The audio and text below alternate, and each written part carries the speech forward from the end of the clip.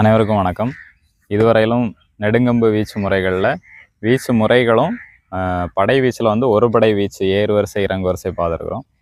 இன்றைக்கி இருபடை வீச்சுங்கிறது என்னென்னா 2 காலடி எடுத்து வைக்கிறதால வீச்சு முறைகளில் ஒரு இடம் விட்டு ஒரு இடம் நகர்றது இருபடை வீச்சுமோ.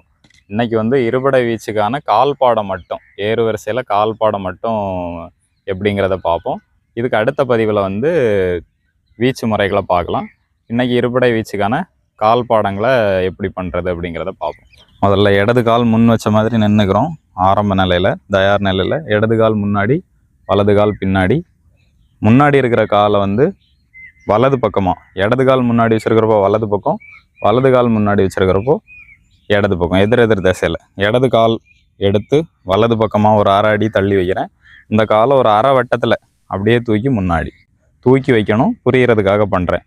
அப்படியே தூக்கி முன்னாடி திருப்ப இடது பக்கம், அப்படியே பின்னாடி இருக்க கால் எடுத்து முன்னாடி, வலது பக்கம் அப்படியே பின்னாடி இருக்க கால் எடுத்து முன்னாடி, இடது பக்கம் அப்படியே தூக்கி முன்னாடி. ஒரு இந்த நேர் திசையில் பண்ணி காமிக்கிறேன். அதே போல் ஆரம்ப தயார் நிலைன்ட்டு இடது கால் தூக்கி முன்னாடி, வலது கால் தூக்கி முன்னாடி, இடது கால் தூக்கி முன்னாடி. முதல்ல இந்த கால் பாடங்களை பொறுமையாக வேகமாக பண்ணி பழகுங்க.